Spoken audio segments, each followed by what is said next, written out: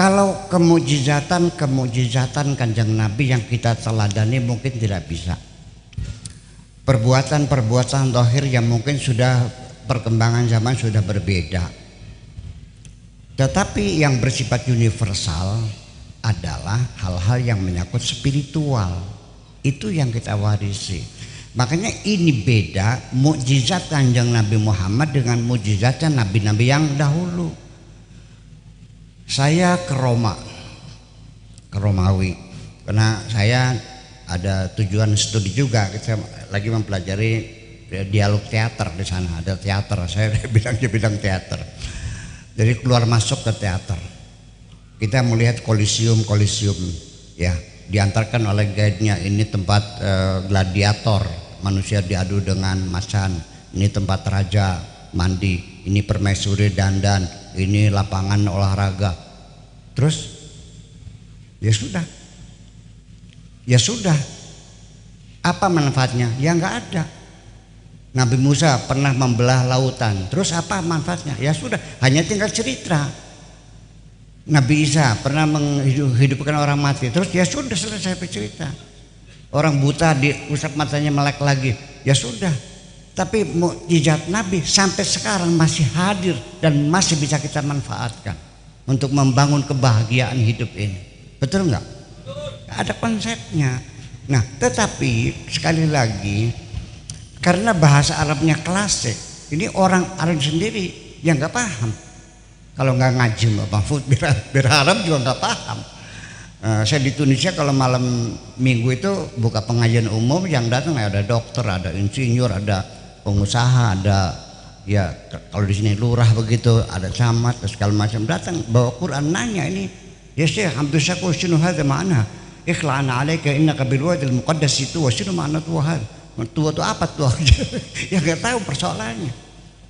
Nah itu persoalannya. Jadi di sini kita, nah salah satu yang menyebabkan suasana kita ini agak gaduh sedikit di antara umat Islam itu adalah karena adanya beberapa penafsiran yang berbeda. Itu yang perlu kita amati.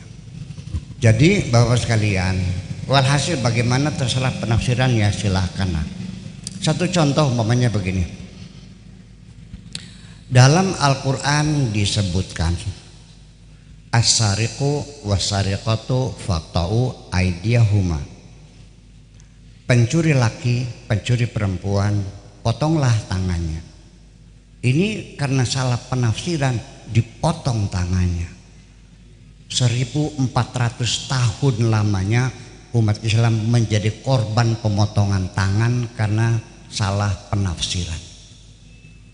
Tetapi alhamdulillah sekarang negara-negara Islam yang ada di dunia sudah menolak hukuman potong tangan.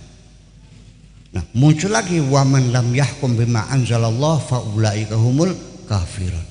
Kalau tidak menerapkan hukum Tuhan berarti kafir, juga salah paham lagi.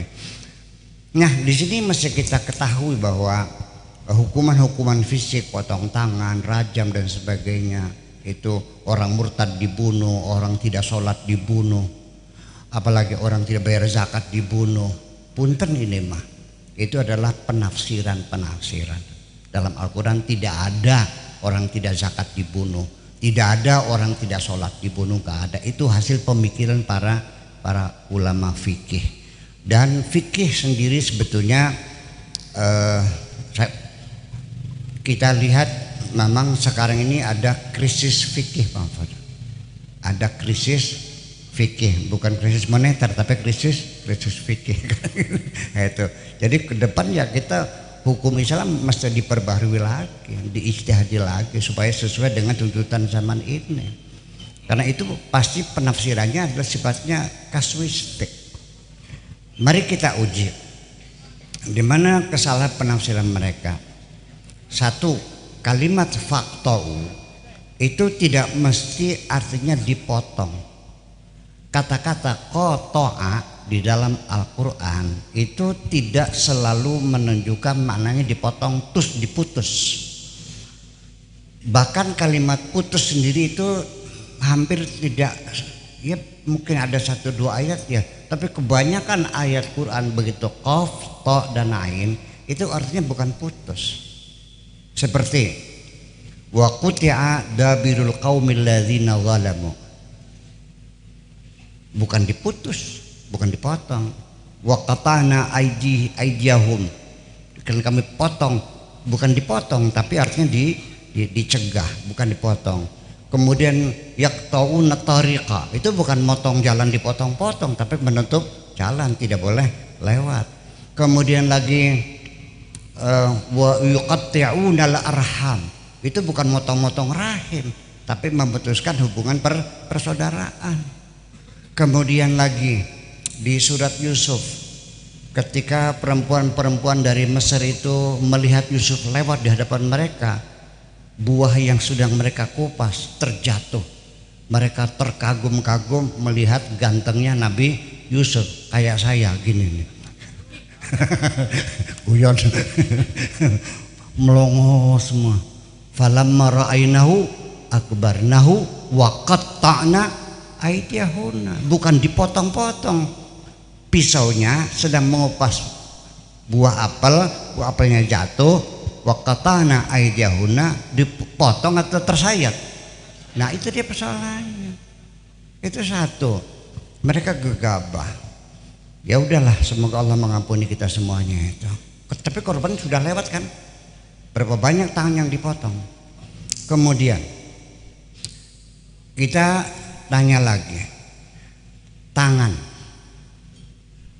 mana yang maksud tangan? Definisikan tangan yang jelas. Potonglah tangannya sampai sikut, mungkin. Sampai pundak, mungkin. Sampai sikut, mungkin. Pergelangan, mungkin. Ruas jeriji, mungkin. Karena tangan itu dari ujung jeriji sampai pundak, ini tangan semuanya. Namanya pundak. Wahada adudun, wahada birfakun, wahada sa'idun, wahada ma'samun, wahada kafun, wahadihi anamilu. Ini semuanya adalah hiat tangan. Jadi dipotong sampai pergelangan sini, hasil apa? Hasil ijtihad. Kemudian lagi, berapa jumlah nilai yang dicuri sehingga perlu dipotong tangannya? Apa mencuri 5.000 dipotong tangannya? Itu pun hasil ulama tidak sepakat. Antara mazhab besar Syafi'iyah, Hanafi, Maliki, Hambali, ada yang bilang 10 dirham, ada 100 dirham, 200 dirham, 1000 dirham, berarti enggak salah. Itu hasil ijtihad. Nah, kita teruskan. ID itu biaya. Kita ngaji pesantren dulu. Ini khusus buat Pak Mahfud. ID itu adalah jamak dari yadun. Singularnya yadun, pluralnya ID. Kata ID ini unik sekali, bahwa yadun itu tidak selalu tangan, malah sering digunakan sebagai bentuk kekuasaan. Yadullah fawqa aydihim. Seperti Margaret Thatcher itu Perdana Menteri yang bertangan besi. Ya, the Iron Lady, ya, bertangan besi. Artinya kekuasaan, jadi itu satu. Kemudian yadun itu jamaknya adalah ID. Oke. Jadi kalau ID itu berapa tangannya? Kalau yadun 1, kalau 2 yadani, kalau 3 ID.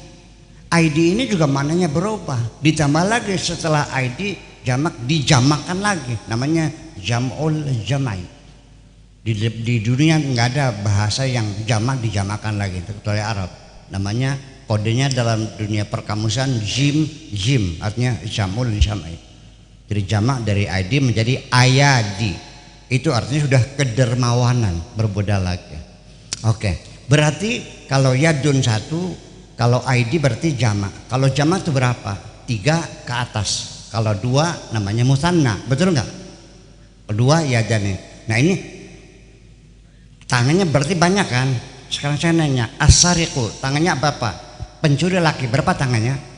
2. Yang dipotong 1 itu dua-duanya. 1. Berarti 1. Wasariqatu pencuri perempuan. Berapa tangan pencuri perempuan? 2, kanan dan kiri. Yang dipotong dua-duanya pas satunya aja. Nah, berarti ada berapa tangan yang dipotong? 1 tangan laki-laki. Kenapa tidak yadani kok ID? Ini jadi persoalan. Berarti artinya bukan tangan fisik ini, artinya dipenjara, artinya diputus, artinya dicegah, jangan sampai orang itu beraksi melakukan kejahatannya. Itu persoalannya.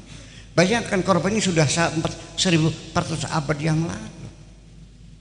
Nah ini kan krisis fikih dari dulu, karena dulu itu kita mesti tahu bahwa para fuqaha itu dalam menyusun mengkodifikasi hukum Islam itu by order penguasa. Ya sampai sekarang juga punten ya, para ulama kan diketiaknya penguasa. Betul nggak? Punten ini mah jangan tersinggung. Iya. Ya seperti itu sampai sekarang. Satu contoh lagi, bahwa supaya nanti kita jangan salah paham menafsirkan Kanjeng Nabi meninggalkan peradaban yang tidak manusiawi, supaya jangan sampai ada praduga buruk kepada Kanjeng Nabi, apalagi menjelek-jelekan Kanjeng Nabi, nanti lo dilaporin Baraskrim lo. Iya kan gitu. Jangan sampai ada kesan Nabi meninggalkan peradaban yang tidak manusiawi. Bahwa pada akhirnya kita lihat di Al-Quran. Yuk kita buka Al-Quran. Aqimus shalah tidak dijelaskan berapa rakaat, tidak dijelaskan berapa sholatnya, tidak dijelaskan waktunya, tidak dijelaskan bagaimana rukuk, bagaimana, dicawain aja. Aqimus shalah, aqimus shalah. Udah. Di dalam ayat Al-Quran yang paling banyak kalimat yang berulang-ulang adalah wa anfiqu, infak. Makanya wa mimma razaqnahum yunfiqun. Nah ini TV ini namanya TV wa mimma, itu dari doa apa istighosah kita, wa mimma razaqnahum yunfiqun, makanya TV-nya TV wa mimma. Nah setiap lembaran, mangga silakan Pak Mahfud lihat di Quran, itu tiap lembar wa anfiqu tahun au karha, wa anfiqu mimma apa namanya, wa yaktubuna mimma atahumullah, disembunyikan wala yunfiquna fi sabilillah, selalu infak berulang-ulang. Kenapa sholat yang disebut sekali dua kali dalam Al-Quran dibahas sampai separuh kajian fikih, tapi infak yang berulang-ulang tidak ada bab infak? Apa sebabnya? Nah ini kita mesti kritis ya. Jadi saya bukan lagi menyalahkan mereka, tapi kita lagi mengurai satu peristiwa. Ya, jadi saya bukan lancang menyalahkan sahabat, enggak. Saya tidak akan menyalahkan siapapun, tapi artinya bahwa kita akan menelusuri satu peristiwa. Kenapa bab infak tidak boleh dibahas? Karena menyangkut kekuasaan. Ini anggaran pendapatan dan belanja negara, enggak boleh diatur. Biar aku ingin berkuasa sepenuhnya. Kalau infak dimasukkan nanti asrafnya ada. Betul nggak? Untuk pendidikan berapa? Untuk kebudayaan berapa? Untuk peribadatan berapa? Ada aturannya. Nggak mau, raja pengen ngatur sendiri.